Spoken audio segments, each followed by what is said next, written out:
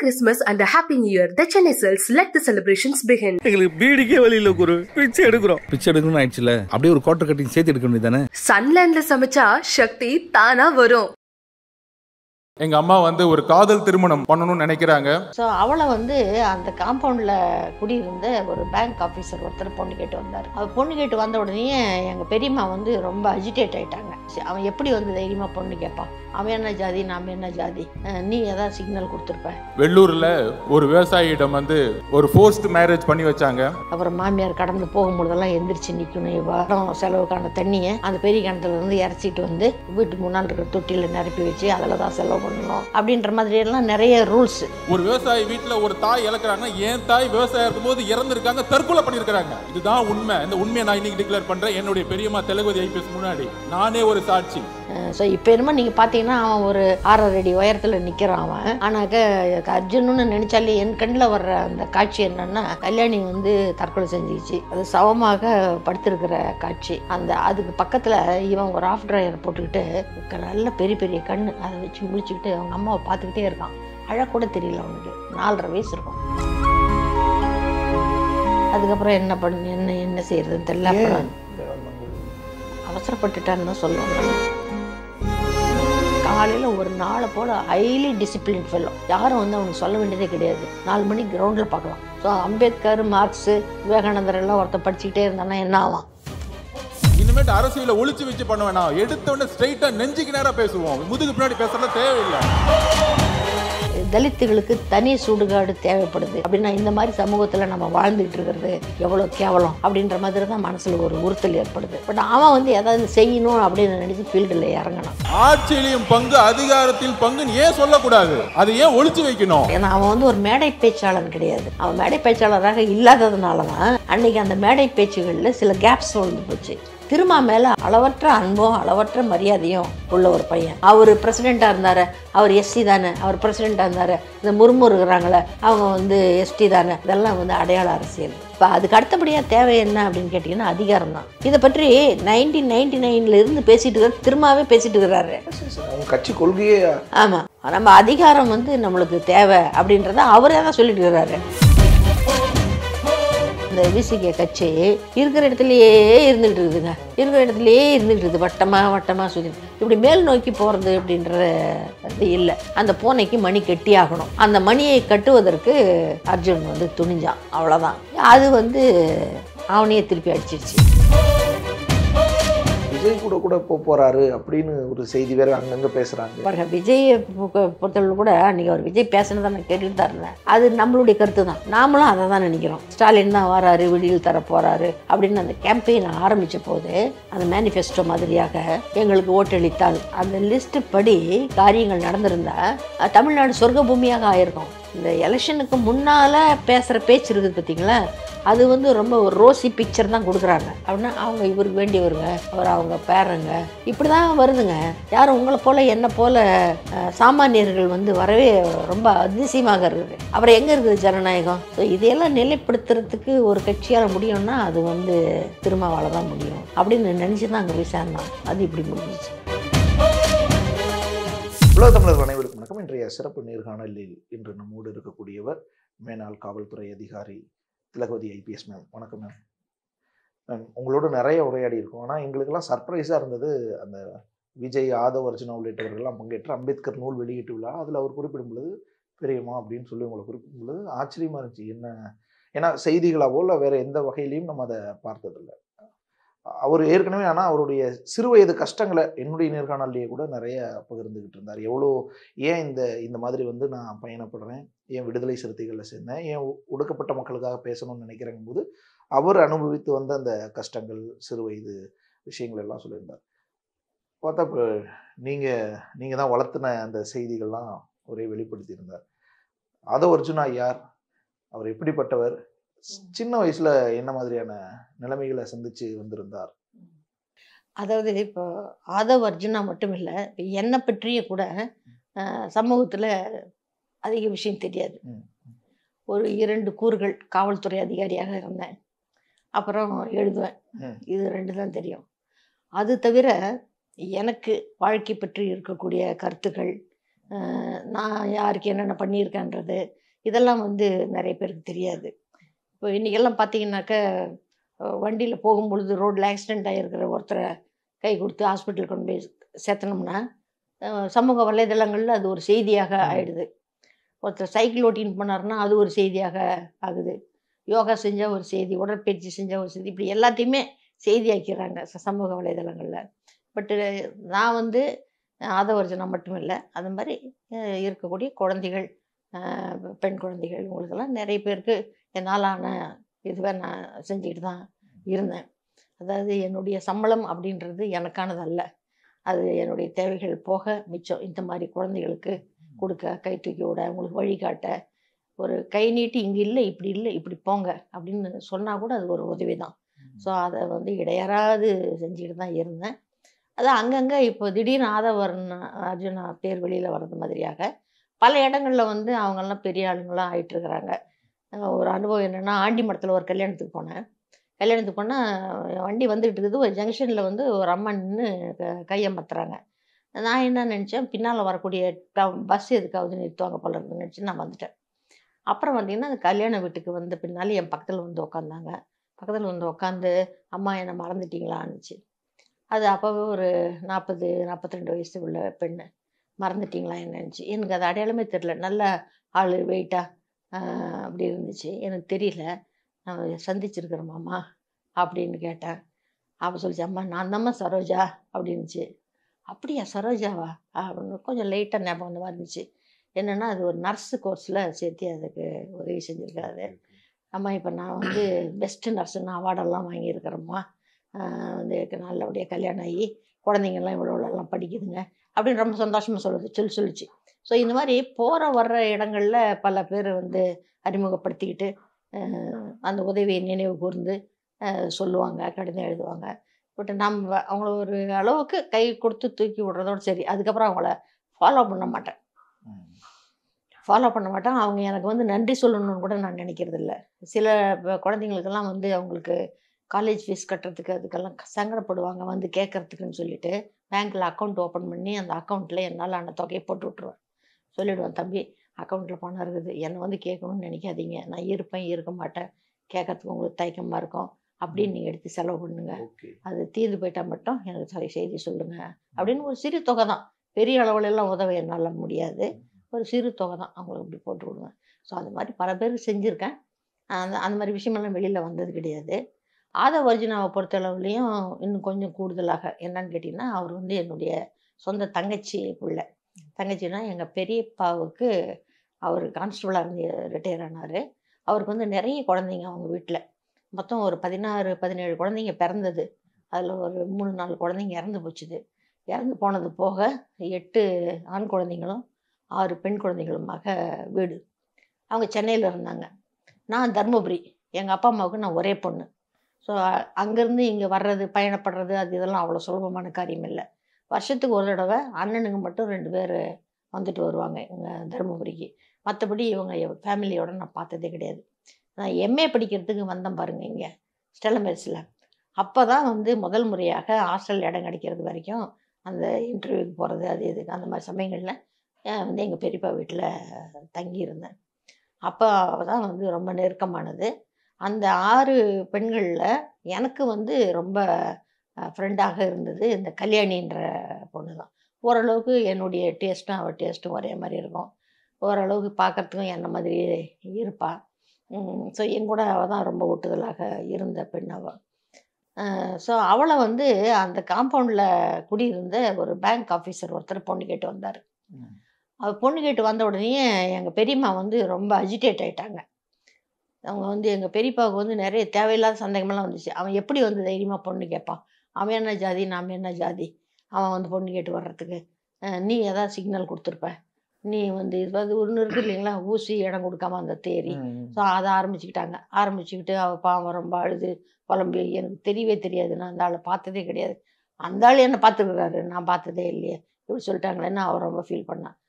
இந்த சம்பவம் நடந்த ஒரு 10 தினங்களுக்குள்ளார அவசரமாக அவள் கல்யாணத்தை ஏற்பாடு பண்ணி அவளை வந்து காட்பாடி பக்கத்தில் லத்தேரின்னுட்டு ஒரு சிறிய கிராமம், அந்த கிராமத்தில் ஒரு விவசாயிக்கு அவளை கல்யாணம் பண்ணி கொடுத்துட்டாங்க. சுற்றிலும் வந்து வயல், பக்கத்தில் ஒரு பெரிய தரக்கிணறு. நீங்கள் பார்த்துருப்பீங்களான்னு தெரில, அந்த மாதிரி கிணறு எல்லாம் கிட்டத்தட்ட ஒரு 60க்கு 40 அகலத்தில் இருக்கும் அந்த கிணறு மட்டுமே. ஓகே. அவ்வளோ பெரிய கிணறு. அதிலிருந்து பாசனம் வந்து வயலுக்கெல்லாம் போகும். அந்த மாதிரி ஒரு கிணறு. அங்கேருந்து ஒரு 3/4 கிலோமீட்டரில் ஒரு சின்ன வீடு. அந்த வீட்டில் கல்யாணியுடைய மாமியார், கல்யாணியுடைய கணவர் 3 பேர் மட்டும். அவங்க கொழுந்தனார் ஒருத்தர் இருந்தார், அவர் ஆர்மியில் இருந்துட்டார். ஸோ இந்த பொண்ணு அங்கே போய் கொடுத்தனம் பண்ணி ஒரு பெரிய lot of cultural difference. TV கிடையாது, ரேடியோ போடக்கூடாது. அப்புறம் மாமியார் கடந்து போகும்பொழுதெல்லாம் எந்திரிச்சு நிற்கணும் இவா. அப்புறம் அன்றாடம் செலவுக்கான தண்ணியை அந்த பெரிய கிணத்துலேருந்து இறச்சிட்டு வந்து வீட்டு முன்னால் இருக்கிற தொட்டியில் நிரப்பி வச்சு அதில் தான் செலவு பண்ணணும் அப்படின்ற மாதிரியெல்லாம் நிறைய ரூல்ஸு அந்த மாமியாருடையது. ஸோ இதில் வந்து அந்த கணவர் ரொம்ப நல்லவர் தான், நல்லவர், அமைதியானவர். அந்த கிராமப்பாங்கு, அந்த கிராமத்து விவசாயிக்கே உரிய அந்த வெள்ளந்தித்தனத்தோடு இருந்தார். ஒன்றும் குற்றம் சொல்ல முடியாது. பட் ஆனாக்கா இந்த பிரச்சனை ஓடிக்கிட்டே இருந்துச்சு. தற்செயலாக அந்த சமயத்தில் நான் வந்து வேலூரில் ஏஎஸ்பியாக இருந்தேன், அசிஸ்டன்ட் சூப்பரண்ட் ஆஃப் போலீஸாக இருந்தேன். இந்த லத்தேரி வந்து என்னுடைய லிமிட் தான். ஓகே. அதனால் எனக்கு அங்கே போக முடியும், கல்யாணியை பிக்கப் பண்ணிக்கிட்டு என் வீட்டில் கொண்டு வந்து வச்சுக்க முடியும். ஏதாவது அங்கே முரண்பாடுகள், கருத்து மோதல்கள் அதிகமாகி கசப்பு மிகும் நேரத்தில் வந்து எனக்கு சொல்லுவா, அல்லது அவளே கிளம்பி நம்ம வீட்டுக்கு வந்துடுவா. ஸோ இது மாதிரியாக இருந்துச்சு. அப்புறம் நான் எங்கள் பெரியப்பாவுக்கு தகவல் சொல்லுவேன், அவர் மெட்ராஸ்லேருந்து கிளம்பி வருவார். அப்புறம் அவங்க கணவரை கூப்பிட்டு உட்கார வச்சு பேசுவார், இதை கொஞ்சம் நீங்கள் செட்டில் பண்ணக்கூடாதா, அம்மாவுக்கு எடுத்து சொல்லக்கூடாதா அப்படின்லாம் சொல்லிட்டு சமாதானம் பண்ணிட்டு போவார். அவர் போன ஒரு 10வது 15வது நாளிலேயே மறுபடியும் வேறு ஒரு பிரச்சனை கிளைக்கும். ஸோ இது மாதிரியாக நடந்துக்கிட்டு இருந்துச்சு. நான் அங்கே வெள்ளூரில் இருந்த அந்த ஒரு 3-4 வருஷமும் கல்யாணி வந்து ஒரு மாதத்தில் எப்படி இருந்தாலையும் 10 நாள் எங்கள் வீட்டில் தான் இருக்கும். அப்போ தான் இந்த பையன் பிறந்திருக்கான். இந்த அர்ஜுன் வந்து அப்போ தான் பிறந்தது. அப்புறம் வந்து ஒரு 1.5 வருஷமாக என்னமோ கழிச்சு அவன் தங்கச்சி பிறந்துச்சு, அர்ஜுனுடைய தங்கச்சி பிறந்துச்சு. ஸோ இப்போ என்னமோ நீங்கள் பார்த்தீங்கன்னா அவன் ஒரு 6.5 அடி உயரத்தில் நிற்கிறான் அவன். ஆனாக்க அர்ஜுனுன்னு நினச்சாலே என் கண்ணில் வர்ற அந்த காட்சி என்னன்னா, கல்யாணி வந்து தற்கொலை செஞ்சிச்சு. அங்கே ஆஸ்பத்திரிக்கு கொண்டு போனாங்க, காப்பாற்ற முடியாதுன்னு சொல்லிட்டாங்க. அதுக்கப்புறமேல இறந்து போனதுக்கு பின்னால் தான் எங்கள் பெரியப்பா வீட்டுக்கு கொண்டு வந்தாங்க. இங்கே தான் சவாடுக்க இப்ராஹிம் இதில் இருந்துச்சு, நார்த் மெட்ராஸில். ஸோ அங்கே கொண்டு வந்தாங்க. ஸோ அது சவமாக படுத்திருக்கிற காட்சி. அதுக்கு பக்கத்தில் இவன் ஒரு ஆஃப் ட்ரையர் போட்டுக்கிட்டு நல்ல பெரிய பெரிய கண் அதை வச்சு முழிச்சுக்கிட்டு அவங்க அம்மாவை பார்த்துக்கிட்டே இருக்கான். அழக்கூட தெரியல அவனுக்கு. 4.5 வயசு இருக்கும், இவனுக்கு 4.5 வயசு இருக்கும். அவங்க தங்கச்சிக்கு ஒரு 2 வயசு இருக்கும். ரொம்ப மனசு விட்டு அகலாத ஒரு காட்சி அந்த காட்சி. அதுக்கப்புறம் என்ன செய்யறதுன்னு தெரியல. அப்புறம் அவங்க அதான் இந்த முரண்பாடுகள் அதுக்கிடையில் எனக்கு நான் நினைக்கிறேன், அதாவது நான் வேலூர்லேயே கண்டினியூ பண்ணியிருந்தேன்னா அவள் வாழ்ந்துருப்பான்னுட்டு. ஆனால் எனக்கு டிபார்ட்மெண்ட்டில் ப்ரமோஷன்லாம் வரும்ல, அது மாதிரியாக ப்ரமோஷன் எனக்கு வந்துச்சு. ஏஎஸ்பியாக இருந்தேன், ஜாயின்ட் சூப்பரண்ட் ஆஃப் போலீஸாக ப்ரமோட் பண்ணி என்னை திருச்சிக்கு போட்டு விட்டுட்டாங்க. ஸோ நான் திருச்சிக்கு வந்துட்டேன். நான் திருச்சிக்கு வந்துட்டதுக்கு பின்னால் அவளுக்கு வந்து இந்த மாதிரி மனசை ஆற்றிக்கிறதுக்கான ஒரு இடமோ, பிரச்சனை மிகும் பொழுது போய் உட்கார்றதுக்கு ஒரு இடமோ இல்லாமல் போச்சு அவளுக்கு. ஓகே. மாமியார் சைட்லேருந்து ஏதாவது கொடுமை நடக்குது, அதை ஷேர் பண்ணிக்கிறதுக்கு ஒரு வழி இல்லாத ஒரு. நீங்க இருக்கும்போது உங்கள்கிட்டயாவது வந்து பேசிட்டு போவாங்க, தங்கிடுவாங்க, ஆறுதல் இருக்கு. ஆமாம். எங்கள் பெரியம்மா இருக்காங்களே, அவங்க வந்து ரொம்ப ட்ரெடிஷன் பவுண்டு. அதாவது எங்களை எல்லாமே கூட அவங்க அப்படி தான் வளர்த்தாங்க. ஆம்பளைன்னா அப்படி தான் இருக்கணும், நீங்கள் பொம்பளைன்னா இப்படி தான் இருக்கணும், இதெல்லாம் சரிதான், இதெல்லாம் அட்ஜஸ்ட் பண்ணிக்கணும், அந்த டோனில் அந்த மாதிரி தான் பேசுவாங்க. எங்கள் பெரியம்மா வந்து அது மாதிரி தான் பேசுவாங்க. எங்கள் பெரியப்பா கொஞ்சம் லிபரலாக இருப்பார். இதனால் வந்து உனக்கு ஒன்றும் முடியலன்னா வந்துடுமா நீன்னு கூட சொல்லுவார் எங்கள் பெரியப்பா. இப்படி சொல்லிட்டே நீன்றதுனாலேயே எங்கள் பெரியம்மா அவர்கிட்ட சண்டைக்கு நிற்கும்.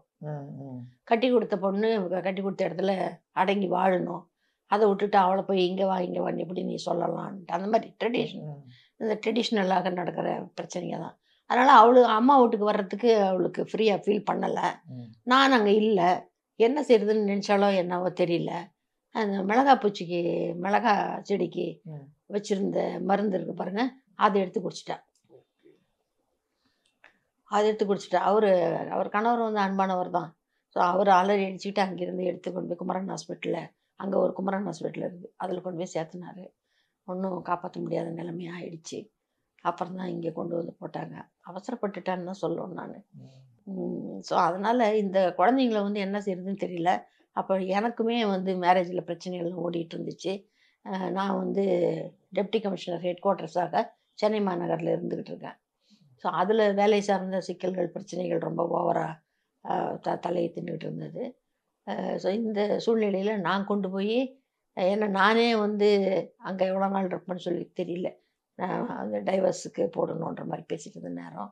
ஸோ அதனால் இந்த குழந்தைங்கள ஒரு என்ன சொல்கிறது, ஒரு நிலையான ஒரு உறுதியான பேஸ் வேணும் பிள்ளைகளுக்கு. ஸோ அந்த மாதிரி இடத்துல பிள்ளைகளை உட்கார வைக்கணும் அப்படின்னு பார்த்தபோது தான் நான் சொன்னேன், எங்கள் பெரியப்பாவுக்கு நிறைய குழந்தைங்கன்னு சொல்லிட்டு. அதில் வந்து ஒரு 2 அண்ணனுங்க ஓரளவுக்கு ஸ்டெடியாக இருந்தாங்க. மற்றவங்கெல்லாம் கூட கொஞ்சம் முன்னது பின்னதாக இருந்தாங்க. இந்த 2 அண்ணனுங்களும் கொஞ்சம் ஸ்டெடியாக இருந்தாங்க. அதில் என்னாச்சுன்னா, தற்செயலாக திருச்சியில் இருந்த அண்ணன் ரொம்ப தங்கமானவர், பிஹெச்ஏல அவர் ஒர்க் பண்ணிட்டு இருந்தார். அவருக்கு 3 பெண் குழந்தைங்க. கடைசியாக நான் ரொம்ப நாள் கழித்து ஒரு பையன் பிறந்துச்சு. ஸோ அதனால் அவர் என்ன பண்ணார், பையனை நான் எடுத்து வச்சுக்கிறேம்மா, என் கூட வச்சுக்கிறேன்னு சொல்லிட்டு அவர் திருச்சியில் கொண்டு போய் வச்சுக்கிட்டாரு. அப்புறம் அந்த பாப்பாவை வந்து இங்கே மெட்ராஸில் ஒரு அண்ணா இருந்தார். அந்த அண்ணனுக்கு 3 ஆண் குழந்தைங்க, பெண் குழந்தைகளே இல்லை. ஸோ அதனால் ஒரு சின்ன சௌரியமாக போச்சு. பெண் குழந்தைங்களே இல்லைன்னா அந்த அண்ணி தாசில்தாராக இருந்து ரிட்டையர் ஆனாங்க, இறந்தும் போயிட்டாங்க. ஸோ அவங்க ரொம்ப ரொம்ப தங்கமானவங்க, காஞ்சிபுரத்துக்காரங்க, தேவசேனன் பேர். ஸோ அந்த அம்மா வந்து இந்த பொண்ணை வந்து அவங்க எடுத்துக்கிட்டாங்க. அதுக்கப்புறம் நம்ம அப்பப்போ பார்க்குறது எப்படி என்ன ஏதுன்னு பேசுறது அப்படின்ற அளவில் தான் இருந்தது. அர்ஜுனை பொறுத்த அளவில் நிறைய பேர் வந்து செல்ஃப் மேடுன்னெலாம் சொல்லுவோம் நம்ம. ஆனால் என் வாழ்க்கையில் நான் பார்த்து செல்ஃப் மேடுன்னா அவன் தான். ஏன்னா என்கிட்ட கூட எதுக்குமே வந்தது கிடையாது. அவன் தொல்லையெல்லாம் பண்ண மாட்டான். வந்து விளையாட்டுன்னு சொல்லி பார்த்தீங்கன்னா, அதுவும் வந்து சொல்கிறமே தவிர விளையாட்டுன்னு எல்லோரும் நகைச்சுவை சொல்லுவாங்க பாருங்கள், ஹியூமர் இஸ் எ சீரியஸ் பிஸ்னஸ்ன்னுட்டு. அது மாதிரி இந்த sports is also a very serious business. ஒரு டைஹார்டு காம்படிஷன் உள்ள ஒரு இது. அதில் 2வது அதிகமாக உடல் வருத்தி செய்யக்கூடிய ஒரு துறை வேறு அது. அதே நேரத்தில் அவனுடைய படிப்பும் ஒரு சைடு பார்த்துக்கிட்டு இருக்கணும். ஸோ அதனால் அதையும் சூப்பர்வைஸ் பண்ணிக்கணும். நல்லா படிப்பான். காலையில் ஒரு நாளை போல ஹைலி டிசிப்ளின் ஃபெல்லோ. யாரும் வந்து அவனுக்கு சொல்ல வேண்டியதே கிடையாது. இப்போ நம்ம எழுப்பணும் சொல்லணும் அதெல்லாம் கிடையாது. அவனே வந்து காலையில் 4 மணிக்கு எழுந்திரிச்சோன்னா நீங்கள் அவனை 4 மணிக்கு கிரவுண்டில் பார்க்கலாம். 4 மணிலேருந்து 8 மணி வரைக்கும் 4 மணி நேரம் மார்னிங்கில் ப்ராக்டிஸு, எக்ஸசைஸு இதெல்லாம் மார்னிங்கு. அதே மாதிரி ஈவினிங் வந்து விளையாடுறது, பேஸ்கெட் பால் ஆடுறது, ஃபுட்பால் ஆடுறது. இது மாதிரி ஈவினிங் வந்து கிரவுண்டில் போய் விளையாடுறது. இது மாதிரி அவனுக்கு விளையாட்டில் மிகுந்த ஆர்வம் இருந்துச்சு. அதனால் அண்ணன் வந்து என்ன பண்ணார், அவனை ஸ்போர்ட்ஸு ஸ்கூலில் அப்ளை பண்ண சொல்லி அவங்க டீச்சர்ஸே கைட் பண்ணாங்க. அவனை ராமகிருஷ்ணா மட்டில் படித்தான். திருச்சியில் பிஹெச்ஏல் இருக்குதுங்களே, அந்த இடத்துல ரொம்ப ஃபேமஸ் அது ராமகிருஷ்ணா மட் ஸ்கூல். ஸோ அந்த ஸ்கூலில் ஜாயின் பண்ணி படித்தான். அந்த ஸ்கூலில் படித்ததுனால அவனுக்கு வந்து ராமகிருஷ்ணர், விவேகானந்தர் அந்த மாதிரியான எக்ஸ்போஷர், விவேகானந்தருடைய கொட்டேஷனு இதெல்லாம் வந்து அவனுக்கு மனப்பாடமாக சொல்லுவான். அதனால தான் பிற்காலத்தில் அவன் கம்பெனி ஆரம்பித்த போது கூட அரைஸ்ன்னு பேர் வச்சான். நீங்கள் விவேகானந்தருடைய கொட்டேஷன் ஒன்று இருக்குது இல்லைங்களா, arise stop not still the goal is reached அப்படின்னு ஒன்று இருக்கும். எழு விழி குறிசாறு மீன் நில்லாது செல் அப்படின்றது ஒரு டிரான்ஸ்லேஷன் பண்ணியிருப்பாங்க அவங்க. ஸோ அதிலிருந்து தான் எடுத்து அரைஸ்ன்ற வார்த்தையை அவன் கம்பெனிக்கு வச்சான். அந்த அளவுக்கு விவேகானந்தரோட ஒரு ஈடுபாடு. அப்புறம் வளர வளர பார்த்தீங்கன்னாக்க நிறைய லைப்ரரிக்கு போகிறது. இப்போ பாடங்கள் படிச்சுக்குவான், சப்ஜெக்ட்லேயும் எக்ஸல் பண்ணிக்குவான், விளையாட்டுலேயும் எக்ஸல் பண்ணிக்குவான். அப்புறம் இது வந்து லைப்ரரி படிப்போம் அவனுக்கு அதிகம். மார்க்ஸ் நிறைய படித்தான், விவேகானந்தர் நிறைய படித்தான், அம்பேத்கரை நிறைய படித்தான். அதை வந்து ஷேர் பண்ணிக்குவான், சொல்லுவான். என்னை வந்து பார்த்த போதெல்லாம் வரும்போதெல்லாம் ஏதாவது கையில் ஒரு புத்தகத்தை எடுத்துகிட்டு தான் வருவான். ஸோ அதில் வந்து அவனுக்கு மிகுந்த ஒரு ஆர்வமும் ஈடுபாடும் இருந்தது. ஸோ அம்பேத்கர், மார்க்ஸு, விவேகானந்தர் எல்லாம் ஒருத்தர் படிச்சுக்கிட்டே இருந்தானா என்ன ஆவான் அவனுக்கு இயற்கையாகவே. நானே அந்த மாதிரி தான், என்னுடைய இதுவே அப்படி தான். அப்புறம் காந்தி இப்போ நூல்கள், இந்த சத்திய சோதனை, காந்தியினுடைய வாழ்க்கை பற்றி லூயி ஃபிஷர் எழுதின அந்த வாழ்க்கை வரலாறு, அது வந்து என்னுடைய வாழ்க்கை பற்றின எல்லா கருதுகோள்களையுமே புரட்டி போட்டதுன்னு சொல்லணும். அந்த காலத்தில் இது நான் கல்லூரி மாணவியாக இருந்த ஒரு காலகட்டத்தில் அதே மாதிரியான அனுபவங்களுக்கு தான் அவனும் ஆட்பட்டான். ஸோ அதனால் மனசுக்குள்ளே என்ன தோணுதுன்னு கேட்டிங்கன்னா, 75 ஆண்டு கால சுதந்திரத்துக்கு பின்னாலேயும் இன்னமும் வந்து தலித்துகளுக்கு தனி சுடுகாடு தேவைப்படுது அப்படின்னா, இந்த மாதிரி சமூகத்தில் நம்ம வாழ்ந்துக்கிட்டு இருக்கிறது எவ்வளோ கேவலம் அப்படின்ற மாதிரி தான் மனசில் ஒரு உறுத்தல் ஏற்படுது. ஆனால் நம்ம ஒரு தனி மனிதராக என்ன செய்ய முடியும் அப்படின்னு நம்ம கையாலாகாத தனத்தை தான் நம்ம வந்து காட்டுறோம். பட் அவன் வந்து எதாவது செய்யணும் அப்படின்னு நினச்சி ஃபீல்டில் இறங்கணும். அவனால் முடிஞ்சது அவனால் செஞ்சுக்கிட்டு இருந்தான். இது வரைக்கும் வந்துட்டு போயிட்டு தான் இருந்தான் என்கிட்ட. அதாவது 2003 2004 நான் வந்து கடலோர காவல்படை ஏடிஜிபியாக இருக்கிறேன். அது வரைக்கும் கூட ஆஃபீஸுக்கெல்லாம் வருவான். அவன் படித்ததெல்லாம் என்னன்றது என்கிட்ட சொல்லுவான். ஸோ ஓரளவுக்கு ஃபாலோ பண்ணிட்டு தான் இருந்தேன் நான். பாப்பா வந்து வைஷ்ணவா காலேஜில் படிச்சுக்கிட்டு இருந்தா சீதா. ஸோ அவளும் ஸ்போர்ட்ஸில் ரொம்ப கெட்டிக்காரி தான். அவளும் அங்கே ஸ்போர்ட்ஸ் டீமில் இருந்தா. ஸோ அந்த பொண்ணுடைய டீட்டெயில்ஸும் சொல்லுவான். எல்லோரும் நல்லா தான் போயிட்டு இருந்துச்சு. அதுக்கப்புறம் ஏதோ ஒரு தருணத்தில் இந்த திருமணம் ஏற்பாடாச்சு அவனுக்கு. அதுக்கப்புறம் நான் வந்து கொஞ்சம் தள்ளி வந்துட்டேன்.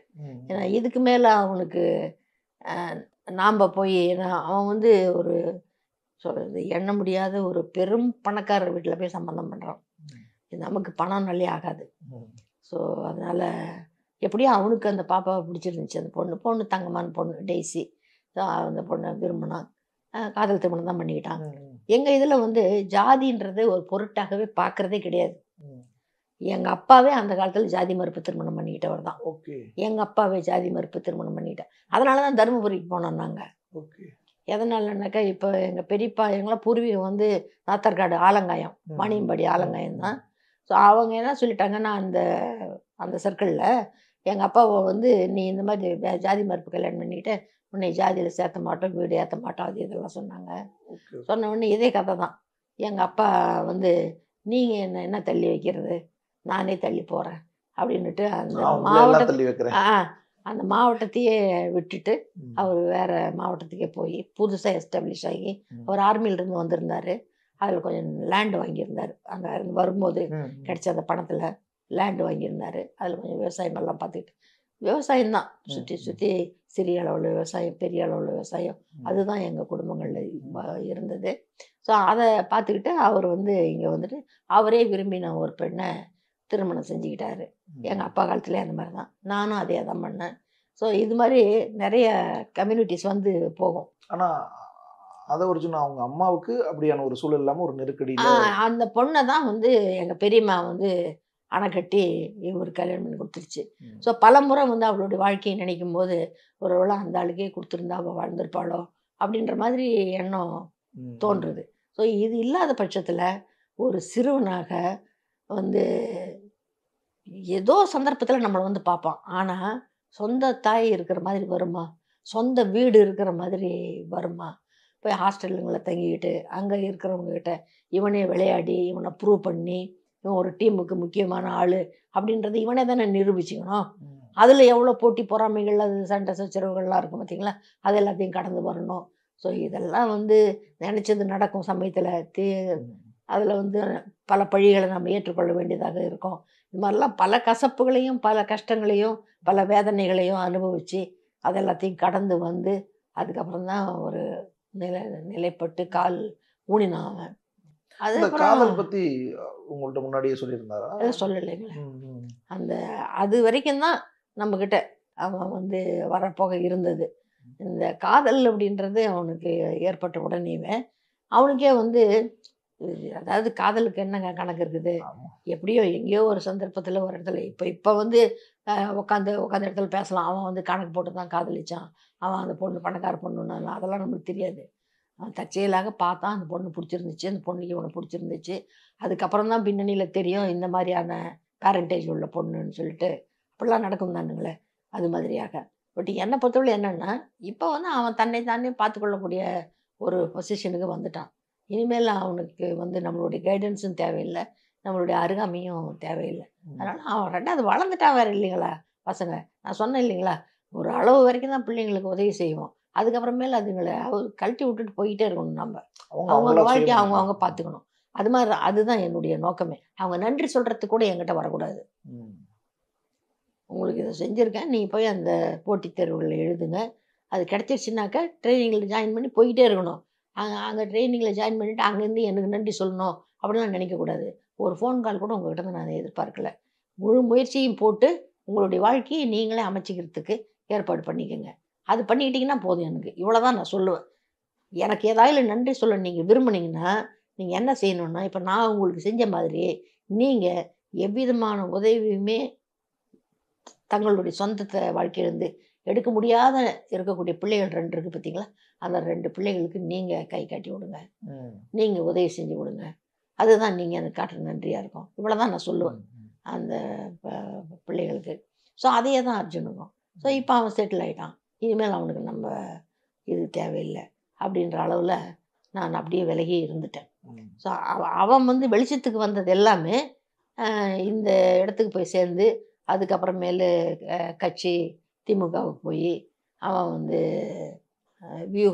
தேர்தல் வியூக அமைப்பாளராக ஆகி பிரதாப் கிஷோரோட பேசி இதெல்லாம் தான் அவன் செஞ்சுட்டு இருந்தான். அப்போல்லாம் நம்மளுக்கு அவனுக்கும் ஒரு இது கிடையாது. என்ன பண்ணிட்டு இருக்காருன்னு கூட தெரியல. இல்லை, தூரத்துலேருந்து பார்ப்போம், கேட்போம், என்ன பண்ணிட்டு இருக்கிறாருன்னு தெரியும். அதெல்லாம் நம்மளுக்கு ஓப்பான விஷயங்கள் அல்ல. அது வந்து அதெல்லாம் பெரிய ஹை பவர் ஜோனு. அங்கே போய் நம்ம கை வைக்க வேண்டிய தேவையில்லை. இன்னும் ஹை பவரில் இருந்தால் கூட நம்ம வாழ்க்கையை நாம் பார்த்துக்கலாம். அவன் வாழ்க்கை செட்டில் ஆகிடுச்சு. இனிமேல் நம்ம உதவி அவனுக்கு தேவையில்லை இல்லைங்களா? அப்புறம் அவ்வளோ பணம் இருக்கிற இடத்துக்கெல்லாம் நம்ம பழக்கம் வச்சுக்கக்கூடாது அப்படின்ற மாதிரி எனக்கு மனசில் ஒன்று. ஸோ அதனால் அதோட விட்டாச்சுது. அதுக்கப்புறம் தான் பார்த்தாக்கா இந்த புத்தகத்தை தான் எடுத்துக்கிட்டு வந்தாப்புல. அதுக்கப்புறம் இந்த எல்லாருக்குமான தலைவர் அம்பேத்கர் நடுவில் பேசுவான். கம்ப்ளீட்டாக டார்க் அவுட் பண்ணுறது கிடையாது. நடுவில் பேசுவான். இருந்தாலும் முன்ன மாதிரியாக என் மனசில் ஒரு பாரம் கிடையாது அவனை பற்றி. என்ன பண்ண போகிறாங்களோன்ற ஒரு அந்த இல்லாமல் ஏதோ செட்டில் ஆகிட்டான், சௌரியமாக இருக்கிறான் அப்படின்ற இதில் தான் இருந்தான். ஆனால் அவன் வந்து எங்கே இருந்த பொழுதிலும் சரி, அவனுக்கு வந்து அந்த அடிப்படையில் அவனுக்கு கல்லூரி காலத்தில் பள்ளி காலத்தில் அவன் மனசில் பயிற்றுவிக்கப்பட்ட அந்த வேல்யூஸு, அந்த விவேகானந்தர், அந்த மகாத்மா காந்தி, அந்த மார்க்ஸு, அந்த அம்பேத்கர் அவங்களுடைய இதெல்லாம் இருக்குது பார்த்தீங்களா, அதெல்லாம் அவனுக்கு உள்ளர அது சொல்லிகிட்டே தான் இருந்துச்சு. அவனுக்குமே எவ்வளோ சீக்கிரமாக இதிலிருந்து விடுபட்டு வெளியில் வரணுமோ அந்த மாதிரி நம்ம வந்துடணும். ஏன்னா அவங்க அந்த முதல்ல வந்து நடக்கக்கூடிய கம்பெனியில் நம்ம முதலாளியாக இருக்கிறத காட்டிலும் அதுக்கு ஒரு சம்பளத்தை வாங்கிக்கிட்டு அந்த சம்பளத்தை திரட்டிக்கிட்டு அது ஒரு சைஸபிள் அமௌண்ட் ஆயிடுச்சுன்னா அதை வந்து பேங்க்கில் போட்டுட்டு அதில் எப்படி இருந்தாலும் அந்த பொண்ணு குடும்பம் நடத்தி ஜெயிச்சிருவா, அதை அவங்க பார்த்துக்கிட்டோன்னு சொல்லி விட்டுட்டு நம்ம பொது வாழ்க்கைக்கு வந்து ஏதாவது செய்யணும் அப்படின்ற ஒரு எண்ணம் தான் அவனுக்கு. அதை தான் இப்போ வந்து செயல்படுத்துறதுக்கு அவன் ஆரம்பித்தான். அதை தான் அவன் வந்து சொல்கிறான். ஏன்னா அவன் வந்து ஒரு மேடை பேச்சாளன் கிடையாது. பின்னணியில் இருந்து அந்த வியூக அமைப்பாளர் இருந்து செயல்படக்கூடிய தன்மை உள்ளவன் தான். அவன் மேடை பேச்சாளராக இல்லாததுனால தான் அன்றைக்கி அந்த மேடை பேச்சுகளில் சில கேப்ஸ் விழுந்து போச்சு. அது வந்து மேடை பேச்சாளராக இருந்து தங்களை பயிற்றுவித்தவங்களுக்கு அது தெரியும். அதை பார்த்தா இப்போ உதாரணமாக இவன் வந்து காஞ்சி சாமியாரை பற்றி பேசினான் அப்படின்னு சொல்கிறாங்க. விஷயம் என்னென்னா அவன் என்ன சொல்ல வந்தான் அப்படின்னா, அதாவது எல்லா இடத்துலையுமே நல்லவங்களும் இருப்பாங்க, அல்லாதவர்களும் இருப்பாங்க.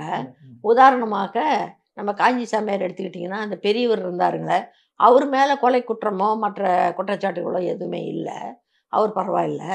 அதுக்கடுத்து வந்தவங்க மேலே இருந்துச்சு. ஆக அப்படியான இடங்களில் இருக்கிறவங்களையே இப்படியான பிரிவுகள் இருக்கும்போது அரசியலில் இருக்க மாட்டாங்களா? இது வந்து இந்த சென்டென்ஸு. ஸோ இது மாதிரியாக அன்னைக்கு அவங்களை குற்றப்படுத்தி இவங்க சொல்லக்கூடிய அந்த வாக்கியங்கள் இருக்க 2 வாக்கியம் சொன்னாங்க. ஒன்று இந்த காஞ்சி சாமியாரை பற்றி, அவர் எப்படி இப்படி பேசலாம், இதுதான் நீங்க தான் சனாதன ஒழிக்கிற கட்சியில இருக்கீங்களா அப்படின்னு எல்லாம் ஆமா பேசிட்டு இருந்தாங்க. ஆனா முந்தைய காஞ்சி பெரியவர் எப்படி இப்ப இருந்த காஞ்சி பெரியவர் மேல இப்படி ஒரு வழக்கு வந்துருச்சு, அந்த ஒப்பீட்டுக்காக அதை சொல்லாம விட்டுட்டான். அதான் ஏன்னா தேர்ந்த மேடை பேச்சாளன் கிடையாது. அதனால பேச நினைச்சிருப்பாங்க, பேசிட்டோன்னு நம்பி, ஆனா பேசிக்க மாட்டாங்க அந்த ஒரு சூழல்.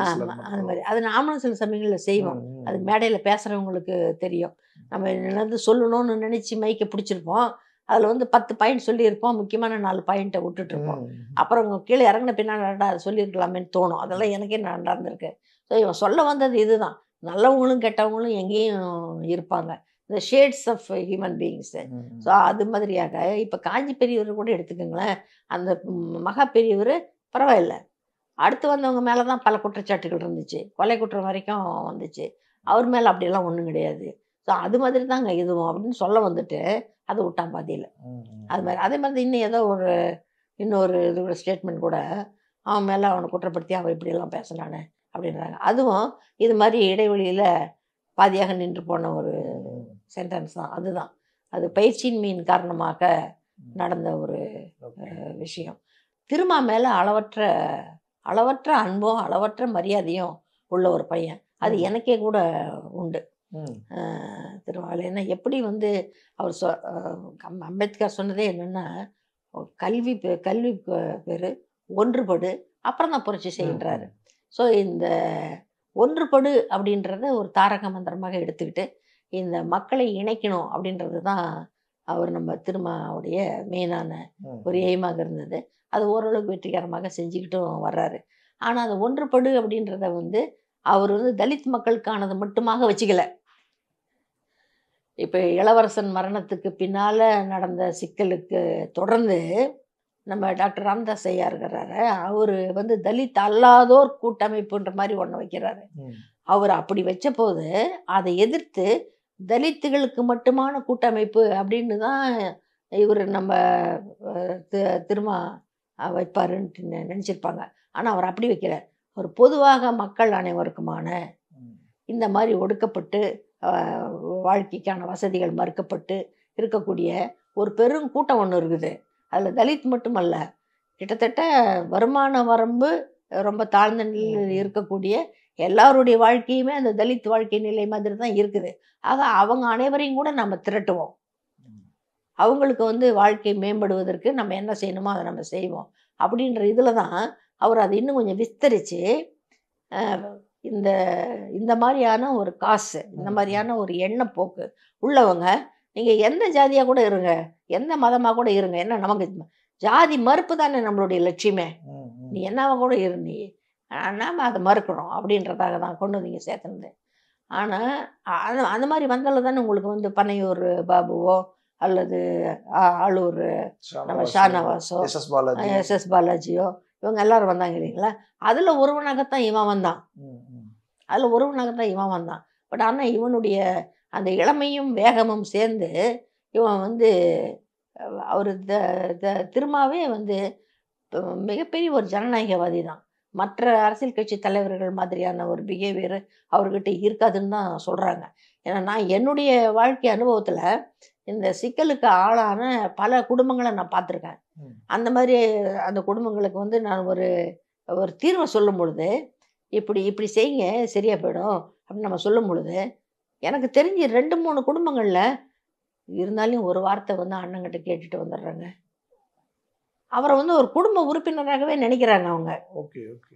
ஸோ இந்த தாழ்த்தப்பட்டவர்களோ ஒடுக்கப்பட்டவர்களோ வருமானத்துக்கு குறைவான நிலையில் இருக்கிறவங்களோ, அவங்க குடும்பத்தில் ஒரு பிரச்சனை வந்தால், அவங்க கிராமத்தில் ஒரு பிரச்சனை வந்தால், நாம் அதுக்கு ஒரு தீர்வு சொன்னோம்னா கடைசியாக அந்த இறுதி முடிவு அண்ணனுக்கு தெரிஞ்சிருக்கணும், அண்ணன்கிட்ட சொல்லிட்டு செய்யணும் அப்படிங்கிற மாதிரி அவங்க அவங்க குடும்ப உறுப்பினர் மாதிரி அவரை நினைக்கிறாங்க.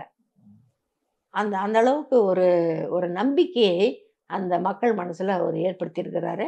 அந்த மக்கள் எப்போ வந்தாலையும் அவங்களுடைய குறையை இவர்கிட்ட சொல்லிட முடியும் அப்படின்னு அவங்க நம்புகிறாங்க. அப்படியான ஒரு தலைவர் சமீப காலங்களில் இவர் தான். இப்போ நான் என்னுடைய அனுபவத்தில் பார்த்துருக்கேன். இப்போ எம்ஜிஆர் திரைத்துறையிலிருந்து வந்தவர் தான். ஆனாலும் நான் பதவிக்கு வந்தபோது, தமிழ்நாட்டுக்கு வந்தபோது, அவர் புரட்சி தலைவர் தான் சிஎம்மாக இருந்தார். இப்போ புரட்சி தலைவர் சிஎம்மாக இருக்கிறாருன்னா எனக்கு ஒரு குறை இருக்குது மனசில்.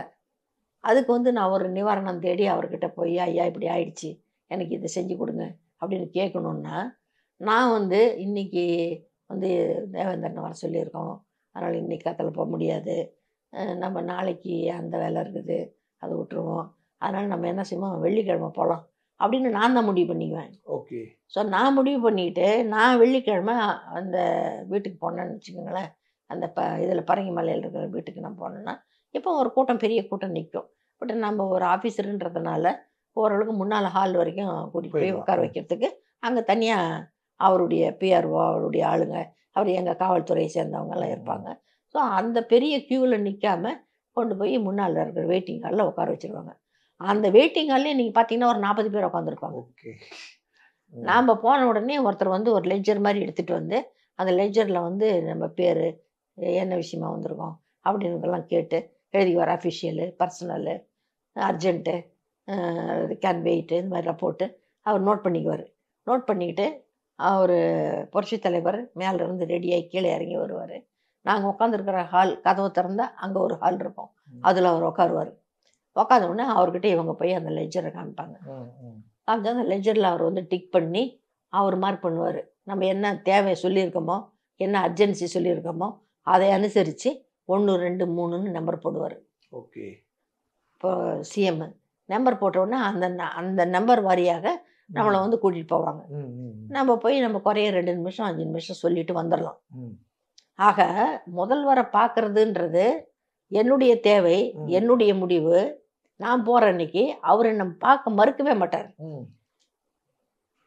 சாதாரணமான நரிக்குறவங்கெல்லாம் வந்திருப்பாங்கங்க, அவங்களெல்லாம் பார்த்துட்டு தான் போவார். இந்த காட்சியை நான் இறுதியாக பார்த்தது அவர்கிட்ட மட்டும்தான். அப்புறம் அவர் போனார்னா இந்த கான்வாய் போகிறது, அப்புறம் வந்து ஒரு 25 போலீஸ்காரங்க கூட போகிறது, இதெல்லாம் கிடையாது. ஒரே ஒரு எஸ்பி செக்யூரிட்டின்னு ஒரு ஆள் ஒருத்தர் இருப்பார். ஸோ அவர் மட்டும்தான் பார்த்துக்குவார். மற்றபடி இந்த கூட்டமாக கூடுறது, டிராஃபிக்கை நிறுத்துறது, இதெல்லாம் நடந்ததே கிடையாதுங்க. நான் பின்னால் என் வண்டி போயிட்டே இருக்க, முன்னால் அவர் வண்டி போகும், நான் பார்த்துருக்குறேன். ஸோ அந்த மாதிரியெல்லாம் தான் இருந்துச்சு. காட்சி கெளிய நாய் கடிஞ்சொல்ல நல்ல நாய் அப்படின்னு திருக்குறளில் சொல்லியிருக்கிறது மாதிரியாக நான் பார்த்த கடைசி நபர் வந்து அவர் தான். அதுக்கப்புறமேலு ஜெயலலிதா அம்மா வந்ததுக்கு பின்னாலெல்லாம் கெடுபிடி ரொம்ப அதிகமாச்சு. அதுக்கு காரணம் ராஜீவ்காந்தியுடைய மரணம். ராஜீவ்காந்தியுடைய மரணத்துக்கு பின்னால் எல்லாருமே வந்து கொஞ்சம் இந்த பாதுகாப்பை வந்து ரொம்ப அதிகப்படுத்தினாங்க. அதுக்கப்புறம் அது ஒரு ஸ்டேட்டஸ் சிம்பிளாக ஆயிடுச்சு. அதுக்கப்புறம் அது தேவையோ தேவை இல்லையோ அவங்கள விட நான் மேல் அப்படின்றத எதில் காமிக்கணும்னா, அந்த அவங்களுக்கு வந்து 40 போலீஸ்கார் ஓடினாங்களா, எனக்கு வந்து 50 ஓடணும். அவங்களுக்கு 10 வண்டி போச்சா, எனக்கு 12 வண்டி போடு அப்படின்றது மாதிரி அவங்க தலைவர்கள் கேட்குறதே இல்லை. ஒரு கவர்மெண்ட் சுற்றி இருக்கிறவங்களுக்கு இவங்க வந்து விசுவாசத்தை காமிக்கணும்னு நினைக்கிற ஆசாமிங்க இருக்கிறாங்க பாருங்க, அவங்க செய்கிற வேலை தான் இதெல்லாம். ஸோ இது மாதிரி மேலே போயிட்டே இருக்குது. இந்த சூழ்நிலையில் ஒரு கட்சி தலைவர் இப்போ நான் எம்ஜிஆர் சொன்ன மாதிரி தான், எவ்வளவு வந்து ஒரு கல்வி நிலையில் தாழ்ந்தவர்களாக இருந்தாலையும் வறுமையில் கீழ்ப்பட்டவர்களாக இருந்தாலும் அது எதையுமே பொருட்படுத்தாமல் எங்கள் அண்ணன் நாங்கள் பார்ப்போம் போய் அப்படின்னு அவங்களாம் நினச்சி முடிவு பண்ணி கிளம்பி வந்து பார்க்கக்கூடிய ஒரு தலைவர்னால் இன்றைக்கி வந்து எனக்கு தெரிஞ்சு திரும்ப மட்டும்தான். மற்றவங்க இனிமேல் வந்தால் உண்டு, இல்லைன்னு சொல்ல முடியாது. அப்படி தான் இருக்குது நிலைமை. ஸோ அப்படியான ஒரு தலைவர்கிட்ட போய் சேரணும் அப்படின்னு ஒரு முடிவெடுத்து அவன் தேர்ந்தெடுத்து தான் போய் அங்கே போய் சேர்ந்துருக்கான். அவன் சொன்னதுலேயும் ஒன்றும் என்ன கேட்டிங்கனாக்கா அவன் ஒன்றும் தப்பாக சொல்லிட்ட மாதிரி எனக்கு தெரியல. ஏன்னா அது ஒரு கனவு. நீங்கள் வந்து அவர் பிரசிடெண்ட்டாக இருந்தார், அவர் எஸ்சி தானே, அவர் பிரசிடெண்ட்டாக இருந்தார், இந்த முர்மு இருக்கிறாங்களே அவங்க வந்து எஸ்டி தானே, இதெல்லாம் வந்து அடையாள அரசியல். இதெல்லாம் அடையாளத்துக்காக பாருங்கள். நாங்களும் ஒரு எஸ்சியை கொண்டாந்து உட்கார வச்சோம், உட்காருங்க நாராயணன் அப்படின்னா அவர் ஒரு ஐஎஃப்எஸ் ஆஃபீஸரு, அவர் ஒரு ரிட்டையர்டு ஐஎஃப்எஸ் ஆஃபீஸரு, அவரை கொண்டாந்து அங்கே உட்கார வச்சிடுறது. அப்புறம் நம்ம உங்களுக்கே தெரியுமே, இந்த கோவிந்தன் ஒருத்தர் உட்காந்துருந்தாங்களே, அவரே கோயிலுக்குள்ள விட மாட்டேனாங்க தெரியுமா உங்களுக்கு? கழுவி விட்டு அந்த ஒரு செய்தி வந்து அவர் பிரசிடென்ட் தான், ஆனால் அவருக்கே கோயிலுக்குள்ள அனுமதி இல்லை. இப்படி தான் நாடு நடக்குது. இது பெரிய கேவலம் இல்லைங்களா இது? ஸோ இது எப்படி நம்ம மாற்ற முடியும் அப்படின்னா, திருமாவை போன்ற ஒரு ஜனநாயகவாதி, திருமாவை போல மக்களுக்கு எளியராக இருக்கக்கூடிய ஒரு மனிதர், அவர் வந்து தலைவராக ஆகணும், ஒரு முக்கிய பொறுப்புக்கு போகணும். ஆமாம், முக்கியம். அதுதான் நம்மளுடைய ஆசை. இந்த அதிகாரம் வந்து நமக்கு காசு இருக்குதோ பணம் இருக்குதோ, படிப்புன்றது ஒன்று முக்கியமாக தேவைன்றத ஏற்கனவே சொல்லி அது உறுதிப்பட சொல்லியாச்சு, அதை செயல்படுத்தியும் காட்டியாச்சு. இப்போ அதுக்கு அடுத்தபடியாக தேவை என்ன அப்படின்னு கேட்டிங்கன்னா அதிகாரம் தான். இதை பற்றி 1999 இருந்து பேசிட்டு இருக்கிற திரும்பவே பேசிட்டு இருக்கிறாரு. அவங்க கட்சி கொள்கையே. ஆமாம், நம்ம அதிகாரம் வந்து நம்மளுக்கு தேவை அப்படின்றத அவரே தான் சொல்லிட்டு இருக்கிறாரு. அப்புறம் அவரே வந்து பல மீட்டிங்கில் விளக்கமெல்லாம் கூட சொல்லியிருக்கிறாரு. என்னென்னா, அதிகாரம்ன்றது வந்து நம்ம வந்து அரசியல் அதிகாரத்தை பெறுவது மட்டுமல்ல, நம்ம வந்து அமைச்சராகணும், முதல்வராகணும் அப்படின்றது மட்டுமல்ல. நீங்கள் உங்கள் அளவில் படித்து தேர்வு பெற்று ஒரு விஏஓ ஆகிறீங்கன்னு வச்சுக்கோங்க, அதுவே ஒரு பெரிய அதிகாரம். அதுவும் ஒரு அதிகாரம் தான். ஸோ உங்கள் அளவில் அந்த அதிகாரத்தை வாங்குறதுக்கு நீங்கள் பாடுபடுங்க. எங்கள் அளவில் நாங்கள் அரசியல் அதிகாரத்தை பெறுவதற்கு நாங்கள் பாடுபடுறோம் அப்படின்றத தான் சொல்கிறாரு. ஆனால் பாருங்கள், 42 வருஷமாக இருந்த இடத்துலையே இருந்துக்கிட்டு அவன் சார்லஸ் டிக்கன்ஸ் சொன்ன மாதிரி he runs and runs in to stay in the same பிளேஸ்னா, அது மாதிரியாக இந்த விசிகே கட்சி இருக்கிற இடத்துலையே இருந்துகிட்டு இருக்குதுங்க. இருக்கிற இடத்துலையே இருந்துகிட்டு இருக்குது, வட்டமாக சுற்றி. இப்படி மேல் நோக்கி போகிறது அப்படின்றது அது இல்லை. அது யாராகிலும் ஒருத்தர் அந்த பூனைக்கு மணி கட்டி ஆகணும். அந்த மணியை கட்டுவதற்கு இவன் வந்து அர்ஜுன் வந்து துணிஞ்சான், அவ்வளோதான். அது வந்து அவனையே திருப்பி அடிச்சிருச்சு. அது என்னன்னா, அவன் செஞ்சது முதல்ல இவரை தலைவரை கன்வின்ஸ் பண்ணி, ஏன்னா உங்களுக்கு வந்து எப்படி பக்தி செய்பவர்களுக்கு ஓரளவு மூட நம்பிக்கை தேவையாக இருக்கிறதோ, அதே மாதிரியாக ஒரு கட்சியில் நீங்கள் போய் சேர்ந்துட்டிங்கன்னா அங்கேயும் சில மூட நம்பிக்கைகளை நீங்கள் கடைப்பிடிச்சாகணும். ஒரு கேள்வியே கேட்கக்கூடாது. தலைவர் ஒன்று சொல்லிட்டாருன்னு வச்சுக்கோங்களேன், அதை வந்து கண்மூடித்தனமாக பின்பற்றக்கூடிய ஒரு தன்மையை நீங்கள் வளர்த்துக்கணும்.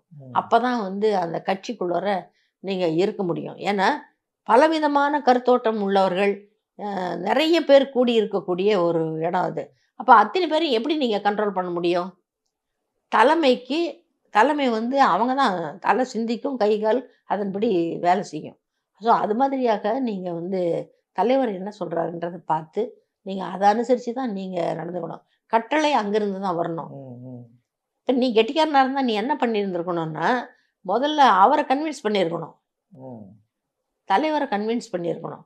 கன்வின்ஸ் பண்ணி அதுக்கப்புறமேல இந்த விஷயத்த அவர் மூலமாக பேச வச்சிருக்கணும் நீயே. அல்லது அவங்களே வந்து நிறைய குழுவெல்லாம் வச்சுருக்குறாங்க. அந்த குழுவிலே வந்து ரொம்ப எமர்ஜென்சியாக சந்திக்கூடிய ஒரு உயர்மட்ட குழு கூட இது போல தெரியுது. அந்த மாதிரி குழுவில் கூட இந்த விஷயத்த வந்து பேசியிருக்கலாம். அப்புறம் அந்த கட்சியில் நீங்கள் பார்த்தீங்கன்னா வன்னியரசு இருக்கிறாரு, அவர் ஒரு 25 ஆண்டுகள் இருந்தார், ரொம்ப விவரமானவர். அப்புறம் நம்ம ரவிக்குமார் இருக்கிறாரு, அவரும் மெத்த படித்தவர், அவருக்கும் வந்து எல்லாம் அவங்க புரிஞ்சுக்குவாங்க. அவங்க ஒன்றும் இதை ஒரு போட்டியாளரெல்லாம் நினைக்க மாட்டாங்க. ஸோ அவங்களோடலாம் உட்காந்து பேசி, அண்ணா இப்படி செய்யலாம், அண்ணா இப்படி பண்ணலாம், அண்ணா நம்ம அண்ணா வந்து பெரிய சக்தி வாய்ந்த ஒரு ஆற்றல் வாய்ந்த அதிகாரமிக்க பதவிக்கு அண்ணன் வரணும், அதுக்கு நம்ம எதை பண்ணணும்னு அப்படின்னு சொல்லியிருந்தா வன்னியரசு வேணான்னா சொல்லுவார், ரவிக்குமார் வேணான்னா சொல்லுவார், சொல்ல மாட்டாங்க. ஆனால் இவன் என்ன பண்ணிட்டான், முதல்ல சொல்லிட்டான். அது வந்து தப்பாக போச்சு. அதுவும் ஒரு மேடையில் போய் சொல்லிட்டான் உணர்ச்சி வசப்பட்டு, அதுதான் வந்து தப்பாக போச்சுது. இந்த மேடை இருக்குங்களே, இதுவும் வந்து பேசு பொருளாக ஆயிடுச்சு. ஆனால் என்ன நடந்தது அப்படின்னு கேட்டிங்கன்னா, இந்த விகடன் வந்து இந்த இது அவங்க ஏற்கனவே கலைஞரை பற்றி போட்டாங்க, அதுக்கப்புறமேலு அண்ணாவை பற்றியும் போட்டாங்க. ஆமாம். ஸோ அவங்களுக்கு அது ஒரு வியாபாரமாக கூட இருக்கும் அப்படின்ற அளவில் கூட அவங்க செய்கிறாங்கன்னு நீங்கள் எடுத்துக்கோங்க. ஆனால் அவங்க இந்த நூலை போடுறதாக முடிவு பண்ணிட்டாங்க. இதுக்கான ஒரு ஆரம்ப புள்ளியை எடுத்து கொடுத்தவன் ஆதவ் அர்ஜுன் தான். அவங்க பல்வேறு தலைவர்களை பற்றி போடுவாங்க, அடுத்தாப்புல எம்ஜிஆர் பற்றி கூட போட்டிருந்துருக்கலாம். ஆனால் இவன் போய் அவங்கக்கிட்ட உட்காந்து பேசி, இது மாதிரி நம்ம வந்து அம்பேத்கரை பற்றி ஒரு நூலை போடலாம், ஒரு காஃபி டேபிள் புக் மாதிரி போடலாம் அப்படின்ற அந்த தாட்டை அது வந்து இவனுக்கு தான் வருது. இவன் போய் நம்ம அவர் ஸ்ரீனிவாசன் இருக்கிறாருல, ஆனந்தோட ஸ்ரீனிவாசன், அவர்கிட்ட உட்காந்து மணிக்கணக்கில் பேசி அவர் வந்து அதுக்கப்புறம் ஒத்துக்கிட்டு, அப்புறம் அவர் லிஸ்ட்டு தயாரித்து யார்கிட்ட இந்த கட்டுரைகள் வாங்கணும்னு சொல்லிட்டு முடிவு பண்ணி, ஸோ அதெல்லாத்தையும் பண்ணியிருக்காங்க. அந்த வேலை வந்து கிட்டத்தட்ட ஒரு வருஷத்துக்கு மேலாக நடந்துக்கிட்டு இருக்கிற ஒரு வேலை. ஸோ அப்போ ஆரம்பத்தில் வந்து அந்த இது முடிஞ்சிடும், இப்போ புக்கு முடிஞ்சிடும் அப்படின்னா, அந்த சமயத்தில் வந்து நம்ம பிரசன்ட் சீஃப் மினிஸ்டர் ஸ்டாலின் இருக்கிறாரு, ஸோ அவரை சிஎம்மை வச்சு நம்ம செய்யலாம் அப்படின்னு ஒரு கட்டத்தில் நினச்சிருக்காங்க. அப்புறம் அது தவறி போச்சு. அப்படி படிப்படியாக வந்து தான் கடைசியாக சரி நம்ம வந்து விஜயை கூப்பிடலாம், அவர் வரட்டும் அந்த மீட்டிங்க்கு அப்படின்ட்டு ஒரு தீர்மானம் பண்ணுறாங்க. அந்த சமயத்தில் விஜய் வந்து தனி கட்சி ஆரம்பித்து இருக்கலை. விஜய் இவங்க அழைக்கலாம் முடிவு பண்ணி இன்விடேஷன் அவர்கிட்ட கொடுத்துட்டாங்க. நீங்கள் வாங்க, இந்த மாதிரி நாங்கள் ஒரு நிகழ்ச்சி நடத்துகிறதா இருக்கிறோம். அவரும் வர்றதுக்கு சம்மதிச்சிட்டாரு. ஆனால் அப்பா அவர் வந்து கட்சியை ஆரம்பிச்சிருக்கல. அதுக்கு அப்புறமேல தான் கட்சி ஆரம்பித்தார். ஆரம்பித்த பின்னால் இவங்களுக்கு வந்து வேற யாரும் அந்த நிகழ்ச்சிக்கு வர்றதுக்கு யாரும் பெரிய தலைகள் எதுவும் கிடைக்கல. ஸோ அதனால் விஜயை கூப்பிட்டு வச்சு அப்புறம் அவர் நம்ம இவர் அம்பேத்கருடைய பேத்தியுடைய கணவர் அவர் ஒருத்தர், அப்புறம் நம்ம ஜஸ்டிஸ் சந்துரு இருக்கிறாரு அவர். ஸோ இவங்களை மட்டும் வச்சு நம்ம நிகழ்ச்சியை நடத்திடலாம், கெஸ்ட்டுங்க பல பேர் கூப்பிடுவோம் வைப்போம் அப்படின்றது மாதிரியாக சொல்லி அது ரொம்ப சிறப்பாக தான் நடந்துச்சு அந்த நிகழ்ச்சி. ஒரு புத்தக வெளியீட்டு விழா நிகழ்ச்சி இவ்வளவு சிறப்பாக இதுக்கு முன்னால் எங்கேயும் நடந்துச்சா அப்படின்னு எனக்கு தெரியல. அவ்வளோ சிறப்பாக தான் அதை வடிவமைச்சிருந்தாங்க. அது இன்னும் சொல்லப்போனால் அது முதல்ல நுழையிற இடத்துல இருந்தே நீங்கள் பார்த்தீங்கன்னா பெரிய பெரிய ஃபோட்டோஸ் வச்சு அம்பேத்கருடைய கொட்டேஷன்ஸ் எல்லாம் போட்டு ரொம்ப சிறப்பாக பண்ணியிருந்தாங்க. அம்பேத்கரை பற்றி அது வரைக்கும் தெரிஞ்சிக்காதவங்க கூட அவருடைய கருத்துக்களில் ஒரு 4 கருத்துக்களை சுமந்துக்கிட்டு தான் வீட்டுக்கு போயிருந்திருப்பாங்க. அந்த புக்கை வாங்காதவங்களும் கூட அது மாதிரியான ஒரு ஏற்பாடை அந்த விழா கமிட்டியார் செஞ்சுருந்தாங்க. அது பாராட்டப்பட வேண்டிய ஒரு விஷயம். ஆனால் துரதிர்ஷ்டவசமாக அதை தொடர்ந்து நடந்த சிக்கல்கள் வந்து அர்ஜுன் வந்து அந்த விசிகாவில் இருந்து வெளியேறும்படியான ஒரு நெருக்கடியை உண்டாக்கிடுச்சு. ஒரு 6 மாதம் சஸ்பெண்டுன்னு சொன்னாங்க. ஸோ அதுக்கிடையில் இவர் தன்னுடைய தன்னிலை விளக்கத்தை கொடுத்துருந்துருக்கலாம். அது ஓரளவு திருப்திகரமாக இருந்திருந்தாக்க அவர் அண்ணன் இந்த நான் இப்படி நினச்சி தான் என்ன பண்ணேன், இப்படி தப்பாக போயிடுச்சுண்ணே, மன்னிச்சிக்கிங்கண்ணே, நான் இதுலேருந்து பாடம் படிச்சுக்கிட்டேண்ணே, இனிமேல் செய்ய மாட்டேன் அப்படின்ற மாதிரி ஏதாவது இவன் சொல்லியிருந்துருக்கலாம். ஆனால் இவன் வந்து அதை செய்யலை. அதை செய்யாமல் நான் பத்திரிகைகளுக்கும் வெளியிலையும் இவன் என்ன நினச்சி பேசினான், என்ன நினச்சி செஞ்சான் அப்படிங்கிறத பற்றி அவங்கக்கிட்ட பேச ஆரம்பிச்சுட்டு ஒரு கட்டத்தில் இப்போ பார்த்தீங்கன்னா லேட்டஸ்ட் டெவலப்மெண்ட் என்னன்னாக்க நானே விலகுகிறேன் அப்படின்னு சொல்லி சொல்கிறான். ஸோ இது வந்து ஒரு திருமாவுக்கும் சரி ஆதவுக்கும் சரி இது வந்து ஒரு மிகப்பெரிய இழப்பு 2 பேருக்குமே அப்படின்னு தான் எனக்கு தோணுது. ஏன்னா திருமா மாதிரியான ஒரு தலைவர் இவனுக்கு கிடைப்பாரா அப்படின்னு எனக்கு தோணுது.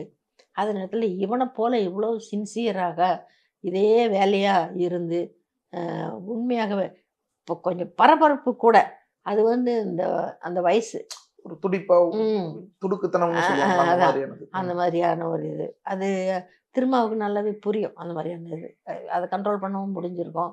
ஸோ அந்த மாதிரியாக எடுத்துக்கிட்டு அதை இது பண்ணியிருக்கலாம். பட் இருந்தாலும் நீங்கள் இது மாதிரியாக ஒரு அரசியல் கலந்த ஒரு மேடையில் வந்து ஏராளமான ஃபோர்ஸஸ் இது மேலே ரியாக்ட் ஆகுது. இதில் வந்து இந்த பிளேயர்ஸ் இருக்காங்களே, அந்த பிளேயர்ஸ் வந்து திருமா ஒரு பக்கமும் ஆதவ ஒரு பக்கம் மட்டும் கிடையாது. அந்த பிளே கிரவுண்டில் வேற 10 பிளேயர்ஸும் ஆடுறாங்க கூட. எல்லா பக்கத்துலையும் நிற்பாங்க, எல்லாமே ஒருத்தருக்கு ஒருத்தர். ஸோ அது பிளேயர்ஸ் இருக்காங்க. ஸோ அதனால் அவங்களும் பந்து இஷ்டத்துக்கு எட்டி உதைக்கிறான் இல்லையா. இப்போ இவர் உதைச்சி பந்து ஆதவகிட்ட போய் நிற்கும், ஆதவ நகர்த்தினான்னா அது ஐயா கிட்ட வந்து நிற்கும்ன்ற மாதிரி இல்லை, வேற யாருக்கிட்டே கூட எங்கே இல்லாமல் போகுது வருது எதோ நடக்குது. ஸோ அது மாதிரி என்னென்னவோ நடந்து போய் விஜய் கூட போறாரு அப்படின்னு ஒரு செய்தி வேற அங்கங்கே பேசுறாங்க. அதுதான் எதையுமே மறுப்பதற்கு இல்லை. அது காலம்தான் முடிவு செய்யறாங்க பார்த்தீங்களா, காலம்தான் முடிவு செய்யணும். ஆனால் இப்போ பாருங்க விஜய் பொறுத்தவரை கூட அன்றைக்கி அவர் விஜய் பேசுனதை நான் கேட்டுக்கிட்டு தான் இருந்தேன். அவர் பேசின அந்த விஷயங்களை அது நம்மளுடைய கருத்து தான், நாமளும் அதை தான் நினைக்கிறோம். அது மாதிரியான ஒரு சமூகம் உருவாகணும்னு தான் நம்ம ஆசைப்படுறோம். இப்போ நம்ம இவங்க சிஎம் இருக்காங்களே, சிஎம் வந்து ஸ்டாலின் தான் வராரு, விடியல் தர போகிறாரு அப்படின்னு அந்த கேம்பெயின் ஆரம்பித்த போது அவர் பேசினார் பார்த்தீங்களா, அந்த மேனிஃபெஸ்டோ மாதிரியாக எங்களுக்கு ஓட்டளித்தால் நாங்கள் இன்னென்னதெல்லாம் செய்வோம் அப்படின்னு ஒரு லிஸ்ட்டு கொடுத்தாரு பார்த்தீங்களா. அந்த அந்த லிஸ்ட்டு படி காரியங்கள் நடந்திருந்தால் தமிழ்நாடு சொர்க்க பூமியாக ஆயிருக்கும். ஸோ அவர் அந்த லிஸ்ட்டு சொன்ன உடனேவே நானெல்லாம் வந்து தனியாக என்னுடைய பிளாகில் வந்து பேசி இது இவ்வளவு நிறைவானதாக இருக்குது. அதாவது சமூகத்தினுடைய எந்த பகுதியுமே புறக்கணிக்கப்படலை, எந்த குற்றமும் எந்த தவறும் எல்லாமே கணக்கில் எடுத்துக்கொள்ளப்பட்டு அது எல்லா இதன் மேலேயும் பாய்ச்ச வேண்டிய ஒளியை பாய்ச்சி தயாரிக்கப்பட்ட ஒரு மேனிஃபெஸ்டோ அது. அதை செயல்பாட்டுக்கு கொண்டு வருவாங்க அப்படின்னு உறுதியான நம்பிக்கை அன்றைக்கெல்லாம் என் மனசில் இருந்துச்சு.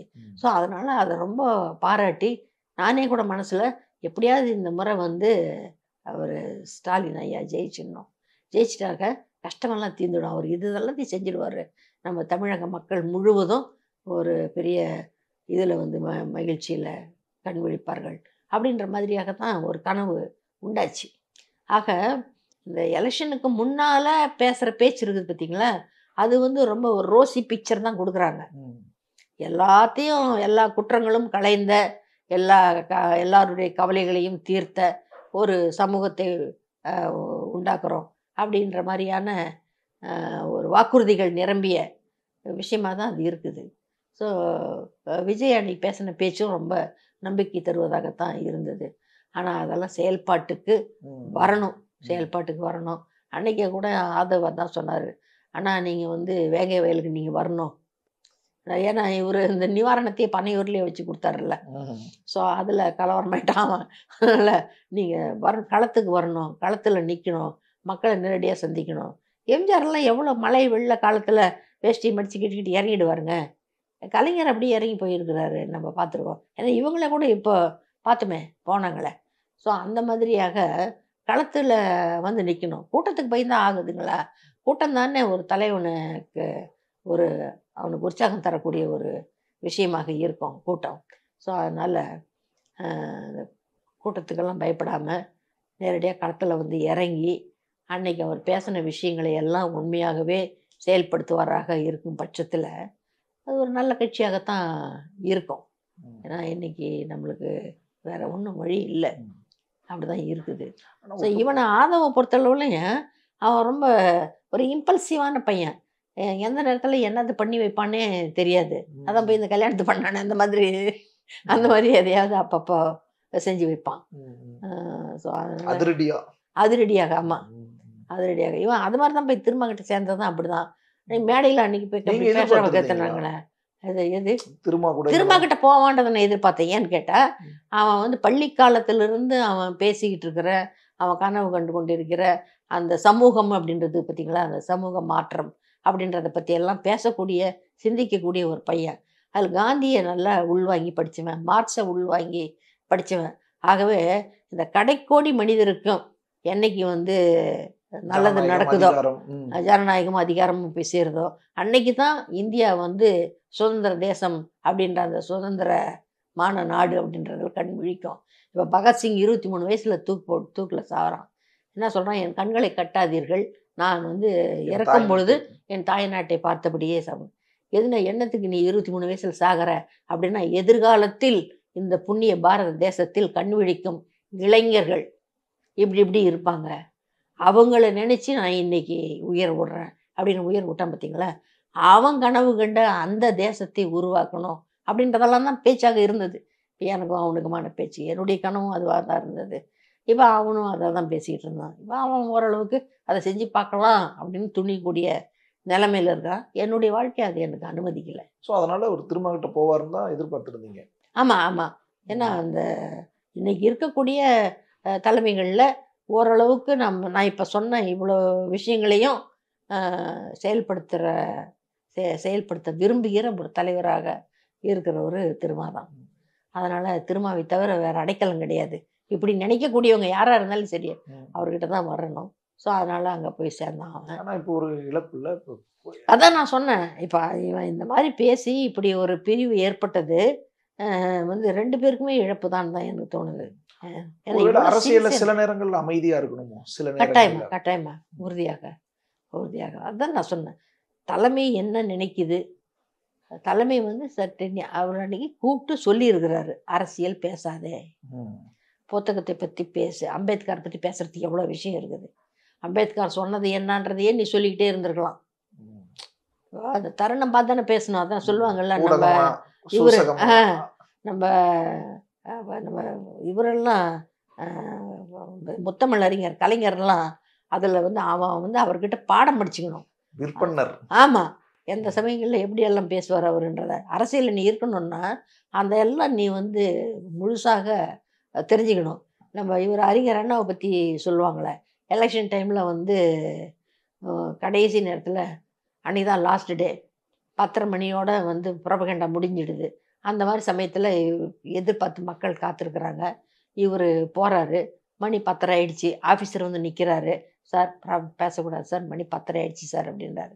இவர் மைக் எடுத்துகிட்டு என்ன சொன்னாராம், மணியோ 10:30, உங்களுக்கு வருவதோ நித்திரை, நீங்கள் போட வேண்டியதோ உதய சின்னத்தில் முத்திரை அப்படின்னு சொல்லிட்டு இத்துடன் முடித்து கொள்கிறான்னுட்டாரு.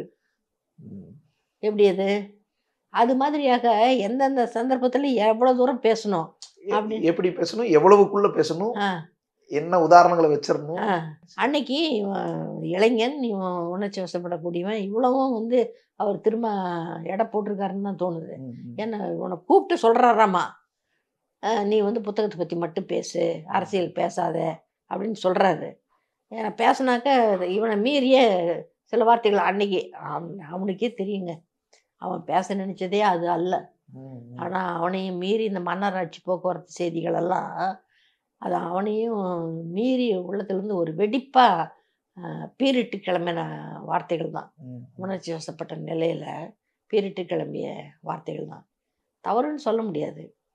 ஆனால் இன்றைக்கி இங்கேன்றதில்ல, இந்தியா முழுவதிலுமே நீங்கள் கணக்கெடுத்து பார்த்தீங்கன்னாக்க எல்லா இடங்களிலுமே வந்து சாதாரணமானவர்கள் அதிகாரத்தை கைப்பற்ற முடியாது. உங்கள் அப்பாவோ உங்கள் தாத்தாவோ உங்கள் பெரியப்பாவோ உங்கள் சித்தியோ யாரோ ஒருத்தர் ஏற்கனவே அந்த அரசியலில் இருந்திருக்கணும். அல்லது சிலதெல்லாம் வந்து பழைய காலத்து மிட்டா மிராசத்துகள், ஜமீன்கள் அது மாதிரியாக இருக்கும். அதானே நம்ம அறிஞர் அண்ணா பேசினது தானுங்களே, ஜஸ்டிஸ் கட்சியை பற்றி பேசும்பொழுது அவர் சொன்னார், அது வந்து சரிகை குள்ளாய்களின் கட்சியாக மாறிவிட்டது, மிட்டா மிராசுகளும் ஜமீன்களும் நிரம்பி இருக்கிற ஒரு அமைப்பாக ஆகிவிட்டதுன்னாரு அந்த ஜஸ்டிஸ் பார்ட்டியை. ஸோ அந்த மாதிரியாகவே இப்போது பல கட்சிகள் அப்படி தான் இருக்குது. நீங்கள் எந்த கட்சியிலையும் பாருங்கள், அந்த ஒரு ஊரில் உத்தரப்பிரதேசில் யார் இருக்காங்க அப்படின்னா அவங்க இவருக்கு வேண்டியவருங்க, அவர் அவங்க பேரங்க, உங்களுக்கு தெரியாதுங்களா, இவங்க சித்தப்பா தாங்க அவர், அவங்க பெரியப்பா தாங்க அவர், இப்படி தான் வருதுங்க. யாரும் உங்களை போல் என்ன போல் சாமானியர்கள் வந்து வரவே ரொம்ப அதிசயமாக இருக்குது. அப்புறம் எங்கே இருக்குது ஜனநாயகம்? அப்புறம் எங்கே நீங்கள் எல்லாரும் இந்நாட்டு மன்னர்ன்னு சொல்கிறது? ஸோ இதையெல்லாம் நிலைப்படுத்துறதுக்கு ஒரு கட்சியால் முடியும்னா அது வந்து திருமாவால் தான் முடியும் அப்படின்னு நினச்சி தான் அங்கே போய் சேர்ந்தான். அது இப்படி முடிஞ்சிச்சு. இப்போ அது திருமாவுக்கும் இழப்பு, அதவுக்கும் இழப்பு, எனக்கு அப்படி தான் தோணுது. ஆனால் திரும்ப ஒரு இந்த தருணம் இப்படியானது, அதை பேசுறதுக்குன்னு ஒரு நாள் வரணும், ஒரு நேரம். அது அவர் இவன் போய் திருமா கிட்ட மன்னிப்பு கேட்டிருக்கணுங்க. அந்த 6 மாதம் டைம் அவர் கொடுத்துருந்தார் பார்த்தீங்களா, அந்த 6 மாதம் வரைக்கும் கூட வெயிட் பண்ணியிருக்க வேண்டியதில்லை. மேற்கொண்டு ஒரு 15 நாளோ 1 மாதமோ அமைதியாக இருந்துட்டு அவர்கிட்ட போய் அண்ணன் என்ன இப்படி சொல்லிட்டீங்க அப்படின்னு சொல்லியிருந்தா அவர் சரி, அது வந்து அவர் மனமாற்றம் ஏற்பட்டு விட்டதால் மீண்டும் கட்சியில் இணைத்துக் கொள்ளப்பட்டார்னு சொல்லியிருப்பார். வாய்ப்பு இருக்குது. ஆனால் அதுக்கிடையில் இவன் வந்து நான் விலகுகிறேன்ட்டான். எதிர்காலம் காலம் கணிக்கட்டும் என்ன நடக்குதுன்னு. அவருக்கு குறித்த பல்வேறு விஷயங்களை தமிழ்நாடு அரசியலோடு சேர்த்து நிறைய விஷயங்கள் எங்களுக்கு பகிர்ந்துக்கிட்டீங்க. ரொம்ப நன்றி ma'am. Merry Christmas and a Happy New Year. The Chennai Cells, let the celebrations begin. எங்களுக்கு பீடிக்கே வழியில குரு, பிச்சை எடுக்கணும் ஆயிடுச்சுல, அப்படியே ஒரு குவார்டர் கட்டிங் சேர்த்து எடுக்க வேண்டியதானே. சன்லேண்ட்ல சமைச்சா சக்தி தானா வரும்.